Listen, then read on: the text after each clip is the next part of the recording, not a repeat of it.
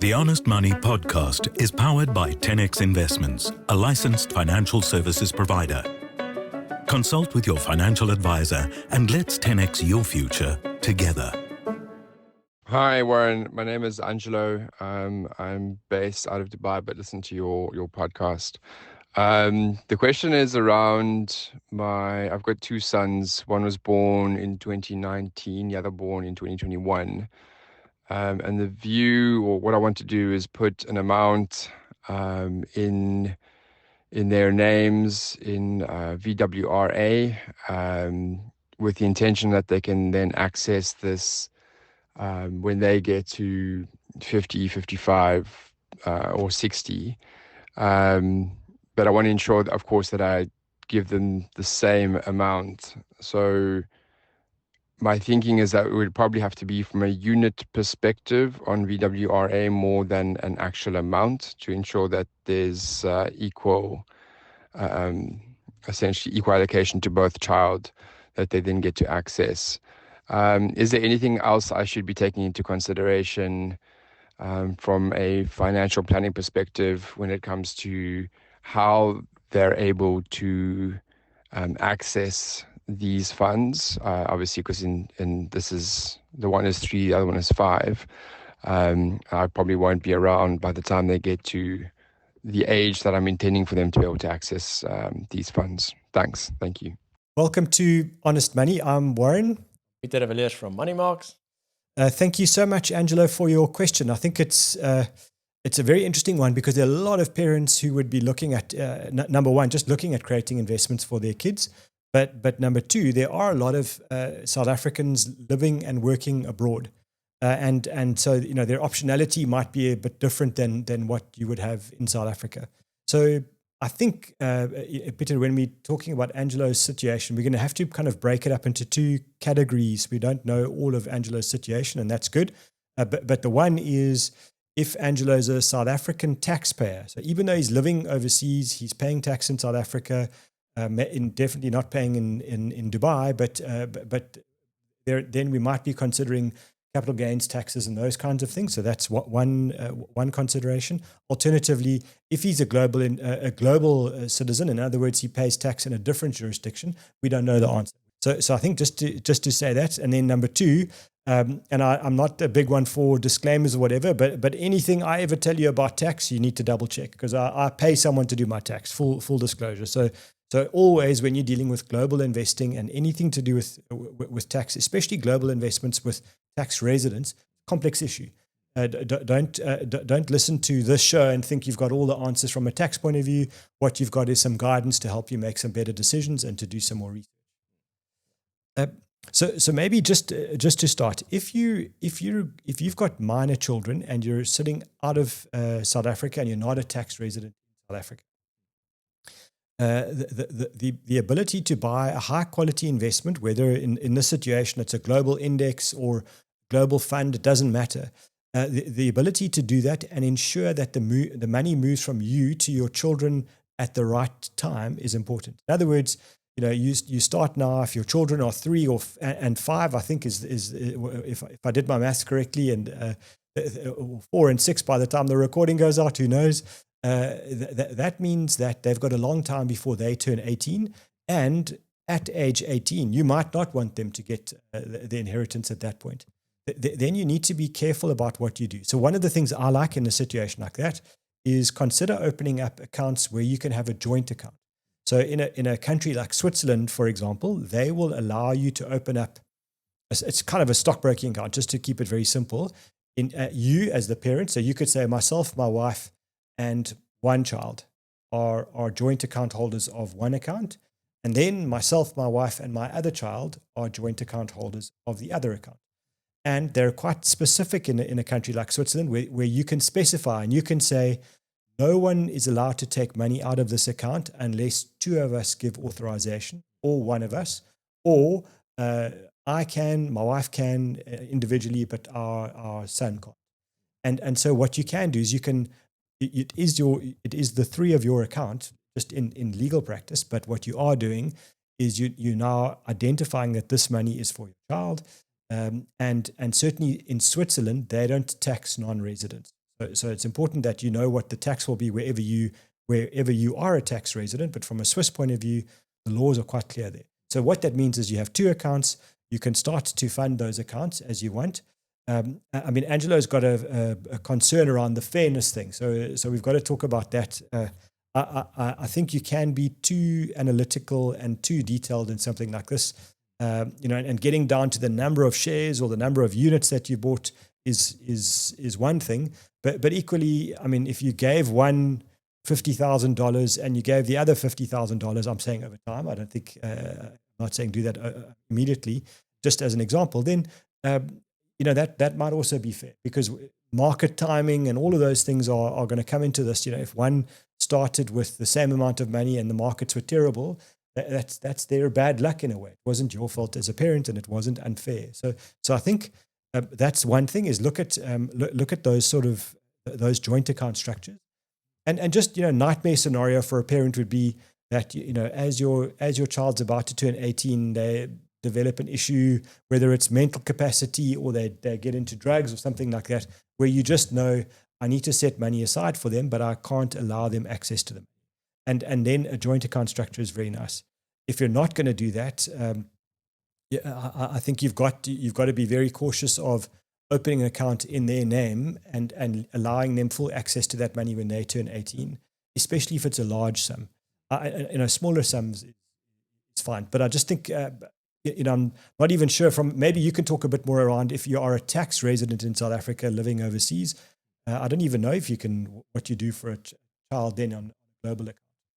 Yeah, I think to get the specific reference to the VWRA, that's essentially just an Irish domiciled direct offshore ETF. So we switch our rands to dollars, we go into international platform, we buy that fund in dollar, and that's domiciled in Ireland, which is a nice tax-friendly country such as Switzerland. So in his direct question as to he wants to use this specific fund for his two kids, if we look from a South African perspective, so let's assume they're still all tax residents just working overseas, but they're coming back, kind of visiting in between. Then if you want to do it in their personal account, that will not be possible for them to invest directly offshore as a minor in South Africa. Not sure about international laws, but at least from our perspective, most of these platforms will only allow you to open an account from the age of 18. So that's now if we invest directly in dollars offshore as a minor, that's not possible. So then your options, then I would say, would be twofold. So you can still open an account in their name, but it will be a South African investment account, let's say either tax-free savings account or just a normal taxable investment, discretionary investment. And then you can maybe think about something like a normal rand-denominated offshore fund. Let's say in this case, this fund that he referenced, VWRA, has exposure to 90% of the world's investable market. And there are equivalents to that in a rand feeder fund that kind of tracks that same index. So you're looking for a global equity index or a global equity fund? Yeah. And there's plenty of them available. So yes, that you can actually open in their name and start adding money to that in rands. What we need to take into account there is when they reach the age of 18, age of majority, they get access to that money, whether you like it or not, that's theirs legally. And if you've trained them well and you've educated them, then probably that's not a problem. But if you haven't, then they can go and spend it on the latest car. So that's one thing to consider. The alternative to that is in your own name or your partner's name, opening investment accounts and then pretending that this is for your kids' future and then adding money to that. And then, once you feel like it's time for them to have access to that, you can then sell it and then transfer it to their names. But there's a couple of considerations. Now, depending on how long that fund has grown, there could be capital gains taxes when you sell. Depending on what age they are, when you transfer the money, there could be potential donations tax that can go up to 20%. So that becomes a bit more difficult, but you then have more control. So I think it's more like kind of thinking, what control do you want your kids to have on that money? And taxes do play a role. If the money's in their name and they're still minors, they're going to be in a very much lower tax bracket than you. So that's something to consider. But if control is more important to you, then in your own name will probably makes more sense, and maybe putting that in your will, in a testamentary trust, that this money go towards them if you were to pass away. So those are kind of the two options, and they've got different considerations to think about. I think the general principle of saving for your kids, just to start off with, is great. So well done on thinking about that already. Yeah. And, you know, whether the one is 3 and the one is 5, yes, the one that's 3 is going to have 2 more years to compound. So we can go all technical as to how many units. But I agree with you. I don't think you should go that deep. Give equal amounts, whether that's rands or dollars or dirhams or whatever currency you use, and then let that compound, because just the act of being able to give, and also to teach them why doing this and involving them in the process, I think that's also more important.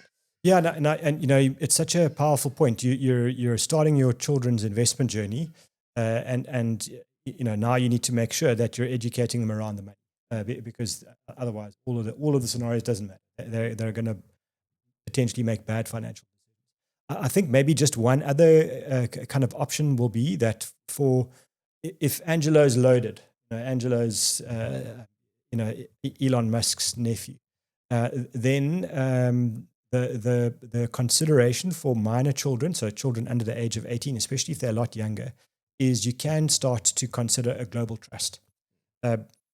Just be careful. You know, global trusts are expensive. They're a pain to manage. The FICA requirements are through the roof. So it's not an answer for every question.